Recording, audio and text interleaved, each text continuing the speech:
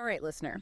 You sent us quite a tale this time, a digital diary entry, and it details this chilling, recurring threat, and they call it the nightly reaping. Mm. It's a story about a father and son facing these menacing entities, and let me tell you, it's got us hooked. Yeah, it sounds like a good one. What strikes me is how grounded it feels. Right. We're not just talking about these abstract monsters, but like a very real fear that just bleeds through the words of the son. Yeah, that's what makes it so compelling. It's deeply personal, but it also kind of taps into some of those universal fears like isolation, Uh-huh. the unknown, and, the possibility of this inescapable threat. Exactly. So let's dive in. Okay. The story starts with this father and son. They're moving into this isolated, almost dilapidated trailer Hmm. in a valley. And it's like the setting itself is a character, Yeah, cramped, vulnerable, cut off from the world. absolutely. And, that very first sign of something being amiss, like those footprints in the snow, Yeah. it just sets this tone of unease. What's interesting here is the father's reaction. He's so dismissive, Yeah. almost like he's trying to downplay it, but you could just sense this deeper history, Yeah. this burden he's carrying. Okay. Yeah. There's definitely more to that. And then things escalate so quickly. Oh, The yeah. first night brings knocking, Oh, boy. a chilling voice at the door, and the father's fierce, almost desperate reaction. Hmm. What do you make of that escalation? It goes from like a simple knock to this violent pounding, and it's like coming from all sides of this trailer.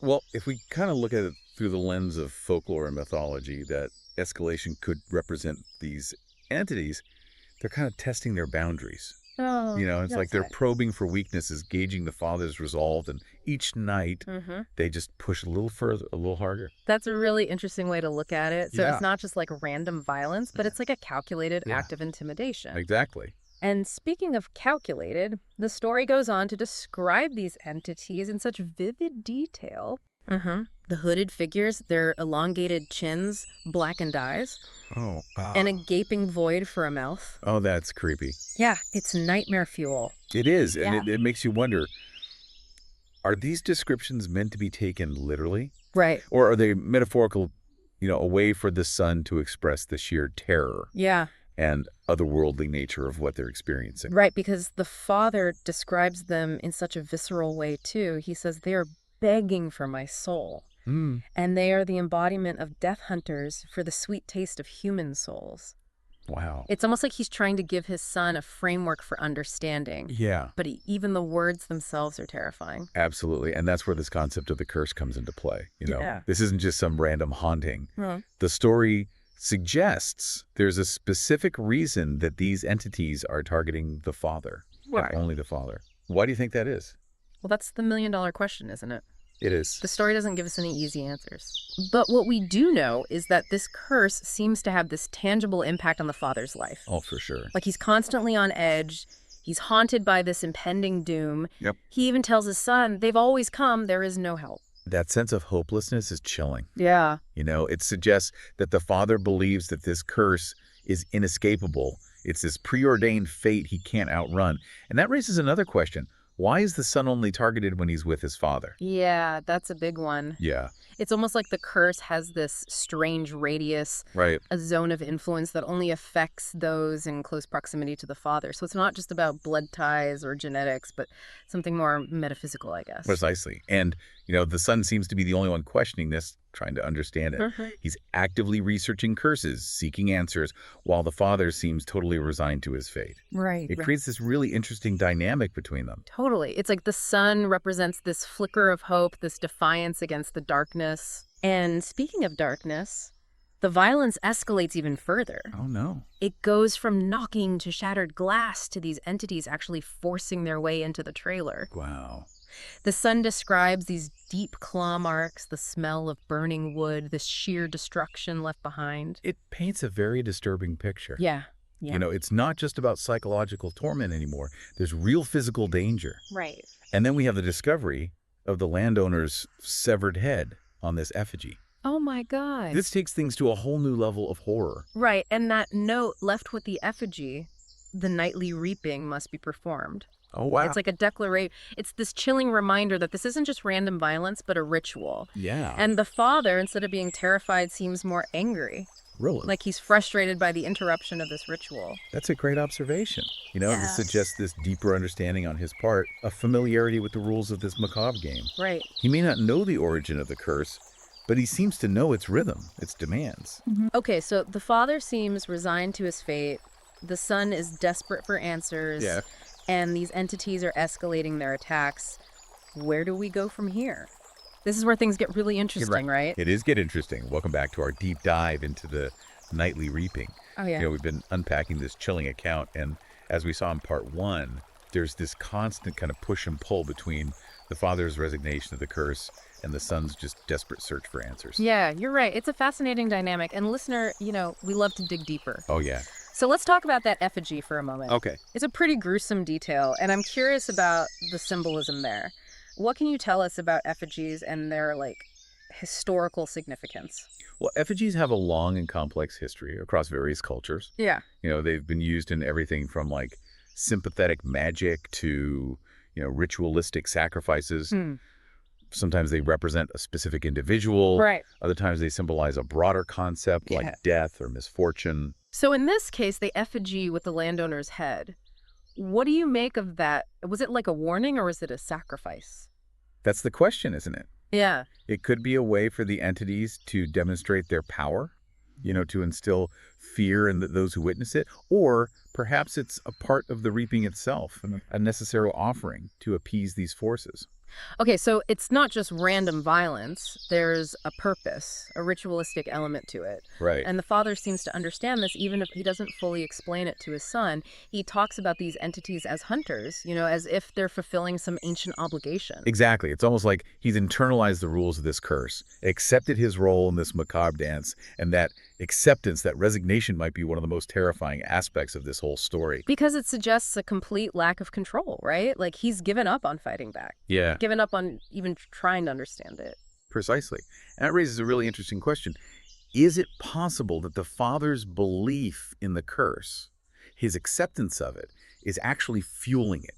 Is he inadvertently giving these entities power by resigning himself to his fate? Whoa, that's a really thought-provoking idea. Like a self-fulfilling prophecy, almost. Right. But then what about the son? He's clearly terrified, but he's also actively seeking knowledge. He's researching curses, trying to understand.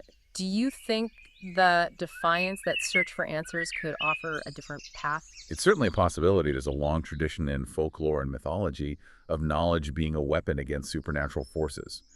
Think about all those stories where a hero defeats a monster by understanding its weaknesses, its vulnerabilities. Right, so maybe the son's quest for knowledge isn't just about understanding the curse, Yeah. but about finding a way to break it. But the story takes a really dark turn here. Remember, the father warns his son to be quiet, to hide, to avoid attracting attention. And yet the son's curiosity, his need to understand, might be doing the opposite.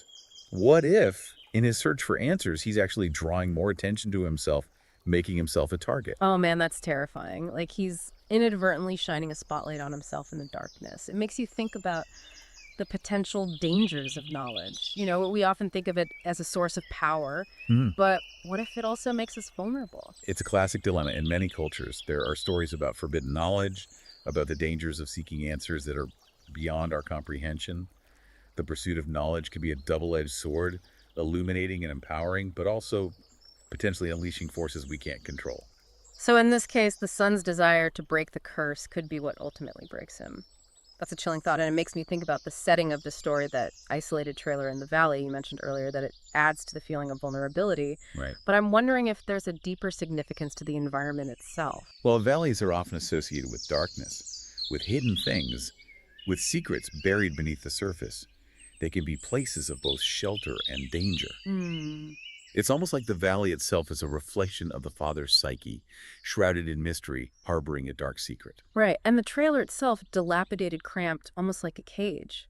It reinforces this sense of being trapped both physically and emotionally. It's like they're living in this microcosm of the curse, constantly reminded of their vulnerability. Exactly. And, the lack of basic amenities, no running water, no proper heating, it amplifies that feeling of being besieged, of being at the mercy of forces beyond their control. They can't even escape the elements. And let's not forget about the darkness. Most of the story takes place at night, which adds this layer of fear, this sense of the unknown lurking just outside their flimsy walls. You almost expect something to jump out at you with every sentence. It's incredibly effective storytelling. Yeah. The darkness itself becomes a character, a manifestation of their anxieties and fears. And the way these entities are described with their blackened eyes and gaping mouths, it's like they embody that darkness feeding off of it. They thrive in the shadows and the unknown. You're absolutely right. The setting is not just a backdrop. It's an integral part of the horror of the psychological torment that the father and son are experiencing. Yeah. And it raises this question, is the valley itself cursed? Is there something about this specific place that attracts or empowers these entities? Ooh, that's a chilling thought. Like the land itself is tainted and the curse is like woven into the very fabric of the environment. And remember, this story is told from the son's perspective. Right. We're experiencing everything through his eyes, through his fears and anxieties, so that blurring of boundaries between the natural and supernatural is even more effective. We're constantly questioning what's real, what's imagined, Right. what's a product of fear, and what's truly otherworldly. So what you're saying is the valley itself could be a manifestation of the son's own internal struggles. It's definitely a possibility, and that's what makes this story so compelling. It's not just about external threats, but about this internal battle against fear, against the unknown. Yeah, this is where things start to feel really personal for the listener, right? We've Yeah. all felt that sense of isolation, that fear of the unknown at some point in our lives. And the story just taps into those primal fears, amplifies them, and makes us confront them head on. Exactly. It's not just about jump scares or gore. It's about tapping into something deeper, something more unsettling, and the ambiguity of it all. The lack of easy answers is what makes it so effective. It makes you want to keep reading to find out what happens, even though you know it's probably going to be terrifying. Exactly. It's like we're drawn to the mystery, to the darkness, even as we fear it. And that, I think, is the mark of truly great horror. And this story definitely fits the bill. It's chilling, thought-provoking, and it leaves us with a ton of questions like, what happens next? Does the son find the answers he's seeking? Does he break the curse, or does he become another victim? Welcome back, listener. We're in the final stretch of our deep dive into the nightly reaping. We've talked about the curse, the entities, that chilling setting. But there's one piece of this puzzle we haven't fully explored yet, and that's the father. Yeah, he's a figure shrouded in mystery, isn't he? Totally. Both a victim of this curse and, in a strange way, almost complicit in it. Exactly. It's like he's walking this tightrope between protecting his son and appeasing these terrifying forces. Right. Do you think he believes he can actually control the curse somehow? It's possible he thinks he can influence it. At least, remember how he tells his son to stay quiet to avoid drawing attention? It's as though he believes that by making himself the sole target, he can somehow shield his son from this horrific fate. That's heartbreaking, and it makes his final message, that text to his son, even more poignant. Yeah. The acceptance, in his words, it almost suggests he sees the reaping as a release, an end to his torment. It's a tragic interpretation, but one that aligns with what we see throughout the story. Think about his line, "I've spent half a century on this earth, and for more than a quarter of that I've been running." Right. It speaks to a lifetime of fear, of constantly looking over his shoulder. And yet there's also this underlying sense of defiance. He fights back, he tries to protect his son, even when the odds are stacked against him. It's like he's trying to claw back some control over a situation that feels utterly hopeless. That's the paradox of the father, isn't it? Yeah. He's resigned to the inevitability of the curse, yet still driven to resist it. He's trapped in this cycle of fear and defiance, and it's unclear whether he wants to break free or simply delay the inevitable. Which brings us to a crucial question for you, listener. What do you make of the father's choices? Is he a victim, a protector, or something in between? Good question. And thinking about the father's role leads us back to the core mystery of this whole story, the nature of the curse itself. Right. What are its origins? Why is the father targeted? What do these entities actually want? Yeah, the unanswered questions, they just pile up, don't they? And I think that's part of what makes this story so captivating. Right. It's like a puzzle box with missing pieces. Yeah. It invites us to speculate, to fill in the gaps with our own interpretations. Exactly. And it forces us to confront our own anxieties about the unknown. Right. What if there are forces at work in the universe that we simply can't comprehend? What if some things are truly beyond our control? That's a chilling thought, but I think this story also offers a glimmer of hope.